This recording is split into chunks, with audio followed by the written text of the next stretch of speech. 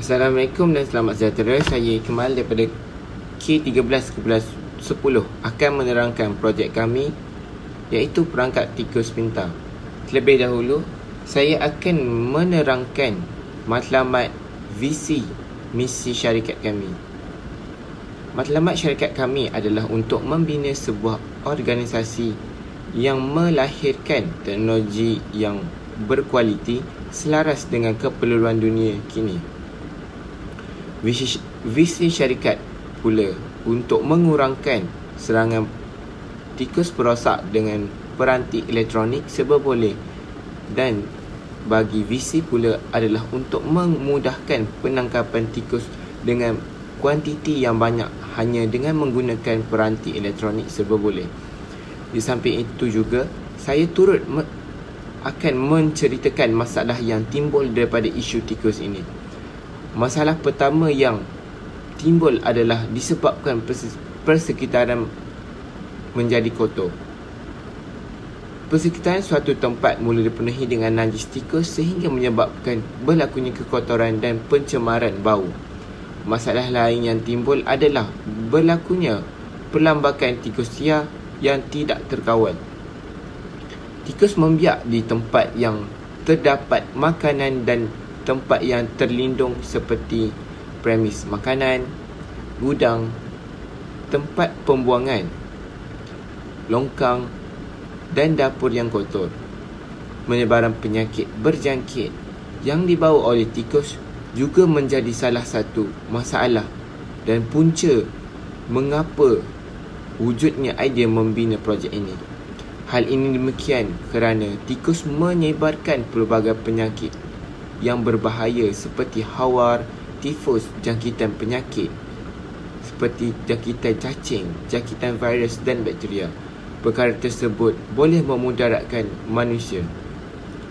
Itu sahaja daripada saya. Saya akan menyerahkan kepada ahli yang seterusnya.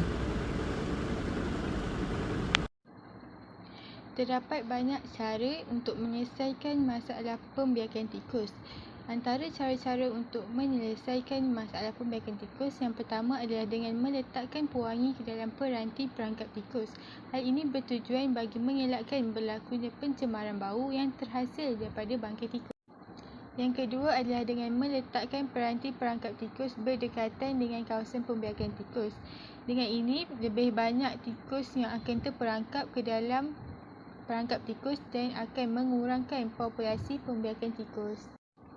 Yang ketiga, dengan adanya peranti perangkap tikus elektronik dapat membunuh tikus secara serta-merta serta membunuh bakteria-bakteria yang terdapat pada tikus tersebut. Hal ini kerana bakteria yang terdapat pada bangkai tikus akan membawa penyakit kepada manusia dan juga akan menyebabkan pencemaran bau, iaitu bau busuk yang terhasil daripada bangkai tikus yang mati di dalam perangkap tikus tersebut. Pentingnya peranti perangkap tikus elektronik yang terkini dan moden kerana pada masa kini berlakunya peningkatan kes keracunan makanan dan juga kematian dalam kalangan masyarakat. Hal ini kerana bakteria yang dibawa oleh tikus dapat membawa penyakit seperti cerit-berit, muntah dan juga sehingga menyebabkan kematian. Yang kedua, persekitaran yang tercemar disebabkan peningkatan populasi dan pembiakan tikus di kawasan-kawasan tertentu seperti pasar raya, kedai makan dan juga kawasan-kawasan perumahan. Akhir sekali, pembiakan tikus ini juga dapat mencemarkan imej perniagaan terutama bagi perniagaan yang berasaskan makanan dan juga minuman seperti kedai-kedai makan dan juga pasar raya yang menjual makanan. Potensi pasaran menunjukkan statistik penggunaan dan tumpuan sasaran pasaran. Jenis penggunaan terbagi kepada 4 kategori, iaitu kedai runcit, rumah kediaman, premis makanan dan pasar raya. Statistik pengguna menunjukkan bahawa sebanyak 35% daripada penggunaan adalah pasar raya, manakala 25% adalah digunakan oleh kedai runcit dan premis makanan. Hal ini menunjukkan bahawa bilangan tikus adalah banyak yang membiak di pasar raya sehingga menyebabkan permintaan terhadap produk ini amat tinggi. Oleh itu, penggunaan smart mousetrap akan meningkat dari semasa ke semasa. Pada masa yang sama, hanya 15% sahaja daripada smart mousetrap digunakan oleh rumah kediaman. Hal ini membuktikan bahawa kawasan perumahan masih menjaga kebersihan supaya tikus tidak membiak merata-rata. Selain itu, tumpuan sasaran pasaran menunjukkan bahawa Smart Mousetrap telah menjadi rebutan kepada premis makanan dan pasaraya sehingga mencecah 80% jualan. Oleh itu, kegunaan Smart Mousetrap di tempat begini semakin meningkat sehingga mencapai anggaran jualan sebanyak RM200,000. Persaingan merupakan sebuah tindakan yang sentiasa wujud dalam bidang perniagaan. Pesaing-pesaing yang mengeluarkan produk perangkap tikus yang mempunyai fungsi yang sama, tetapi menggunakan pendekatan yang berbeza dalam menginovasikan produk tersebut. Yang pertama ialah mensasarkan premis perniagaan sebagai sasaran pelanggan.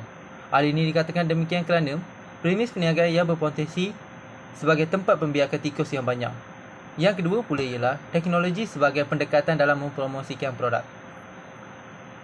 Teknologi yang digunakan akan menjadikan produk lebih berkesan dan memberi keyakinan kepada pelanggan tentang keberkesanan produk. Sebagai contoh, teknologi seperti aplikasi media sosial akan digunakan untuk mempromosikan produk tersebut sehingga orang ramai mengetahui tentang kegunaan produk tersebut. Manakala yang ketiga ialah teknik pemasaran secara digital. Kepelbagaian dalam mempromosikan produk dapat dilakukan secara atas talian dan menjimatkan kos.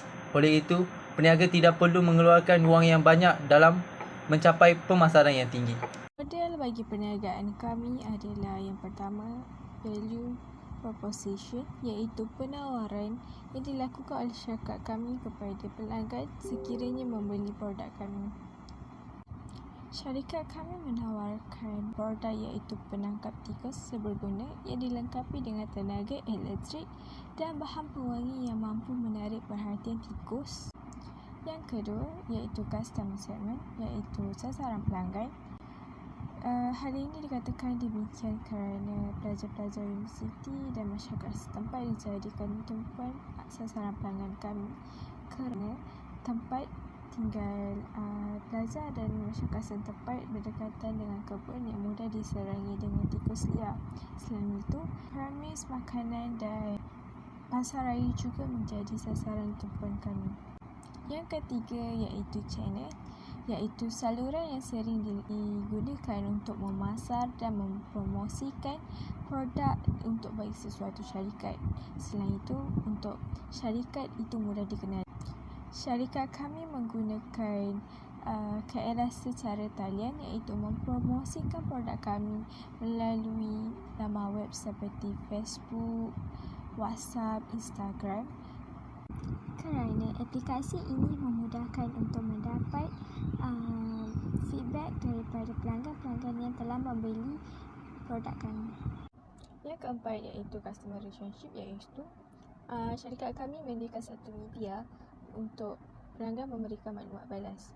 Maklumat balas yang diberikan oleh pelanggan amatlah penting bagi syarikat kami bagi kualiti produk. Yang kelima iaitu review stream, iaitu aliran hasil. Syarikat kami mendapatkan hasil daripada urus niaga, iaitu berfokuskan penjualan produk.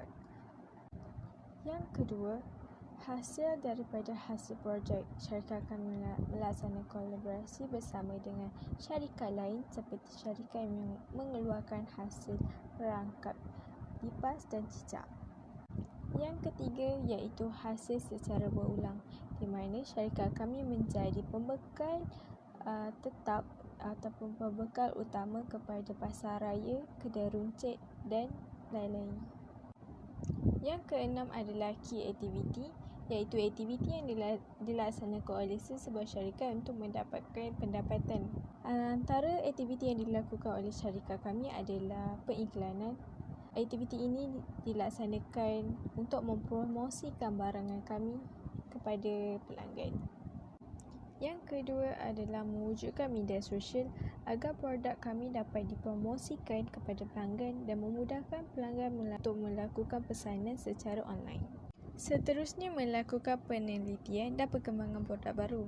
Hal ini kerana produk baru juga mampu menjadi persaingan terhadap syarikat kami. Key resource pula terbahagi kepada dua, iaitu sumber fizikal dan sumber manusia. Sumber fizikal yang pertama iaitu produk pembersihan alam sekitar. Produk ini tidak mengandungi sebarang bahan kimia toksik yang mampu membahayakan alam sekitar. Seterusnya, penggunaan alat berteknologi tinggi seperti sensor yang mampu memudahkan untuk proses penangkapan tikus dengan lebih efisien. Sumber manusia seperti tenaga pekerja juga menjadi punca aliran pendapatan syarikat kami. Yang ke-8 iaitu key partner merupakan ahli perniagaan sama ada dari pihak luar dan pihak dalam yang terlibat dalam perniagaan. Syarikat kami melakukan kolaborasi bersama pengilang agar produk kami dapat dihasilkan dengan kuantiti yang banyak dalam masa yang singkat. Yang terakhir iaitu struktur kos yang menerangkan semua kos-kos yang terlibat dalam perniagaan berdasarkan produk ataupun model yang dirancang dalam sesebuah bisnes. Kos tetap iaitu kos adalah sama walaupun perkhidmatan telah banyak dilakukan untuk mempromosikan produk ini.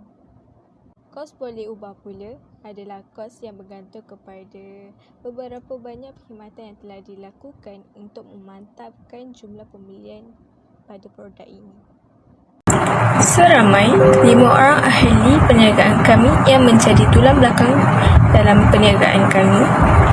Yang pertama, Muhammad Syafiq Syarizam yang memegang jawatan sebagai pengurus besar.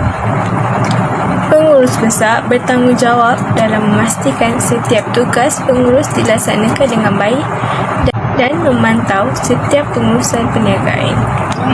Yang kedua, pengurus kewangan iaitu Nurul Zahara yang bertanggungjawab dalam mengawal kewangan perniagaan selain menganalisis dan merekod prestasi kewangan. Di samping itu, pengurus pasaran terdiri daripada 2 orang iaitu Muhammad Nur Ikmal dan Tiru Kumaran yang bertanggungjawab dalam perkembangan aktiviti pemasaran dan merancang teknik pemasaran yang berkesan. Yang terakhir, pengurus pengeluaran iaitu Nur Ain Syafiqah yang bertanggungjawab dalam memastikan bilangan stok perniagaan dan kuantiti produk agar tidak berlakunya masalah stok. Baiklah, saya ingin teruskan tentang anggaran pendapatan. Pada tahun 2021, kami menganggarkan keuntungan sebanyak RM1 juta ringgit. Kemudian, anggaran pada tahun hadapan iaitu tahun 2022 akan terus meningkat sebanyak RM1.500.000. Begitu juga anggaran kami pada tahun 2023 iaitu peningkatan sebanyak RM2 juta ringgit. Kemudian pada tahun 2024 kami juga menganggarkan peningkatan iaitu sebanyak RM2.500.000. Dan pada tahun 2025 anggaran kami terus meningkat iaitu sebanyak RM3 juta ringgit. Anggaran kami adalah berdasarkan kadar permintaan yang tinggi dan diperlukan dari tahun ke tahun. Dan kami menganggarkan pada setiap tahun sebanyak minimum 7,500 pengguna yang membeli produk kami. Sekian daripada saya. Seterusnya adalah perancangan semasa dari tahun 2022 hingga tahun 2023. Pada bulan Mei hingga Julai 2022, kami mengadakan kontrak kilang bersama syarikat yang akan membekalkan bahan-bahan mentah untuk membuat perangkap tikus. Kami juga akan mengoptimumkan model perniagaan kami. Pada bulan Ogos hingga Oktober 2022, kami membuat penyelidikan dan pembangunan iaitu R&D terhadap produk kami. Kami juga akan menentukan harga akhir bagi produk kami sepanjang tempoh ini. Pada bulan November hingga Disember 2022, kami menentukan teknik pemasaran dan sasaran kepada pelanggan-pelanggan kami. Kami juga akan mula mencari ahli-ahli perniagaan yang sudi untuk menjalankan perniagaan bersama kami. Pada bulan Januari hingga Mac 2023, kami menganggarkan bahawa kami mula untuk berniaga. Kami akan memasarkan produk secara besar-besaran secara digital. Dan kepada peniaga-peniaga yang ingin melakukan usaha sama-sama kami, produk akan mula diagihkan kepada mereka. Pada bulan April hingga Jun 2023, produk mula mendapat perhatian dan sambutan daripada pelanggan. Permintaan dan pengeluaran produk juga dianggarkan meningkat. Pada bulan Julai hingga September 2023, kami menganggarkan bahawa kami berjaya mengembalikan modal yang telah dikeluarkan pada awal perniagaan. Dan kami juga menganggarkan bahawa keuntungan mulai meningkat serta memperoleh kepercayaan daripada pelanggan-pelanggan kami. Baiklah, di slide yang terakhir ini, saya mempunyai dua cadangan. Yang pertama, kami memerlukan modal sebanyak RM30,000 untuk memulakan projek ini. Yang kedua pula ialah kami mencari staf yang berkemampuan, berkelayakan dan memenuhi kriteria-kriteria yang kami akan tetapkan untuk bersama menjayakan projek ini. Sekian, itu sahaja daripada saya. Assalamualaikum warahmatullahi wabarakatuh.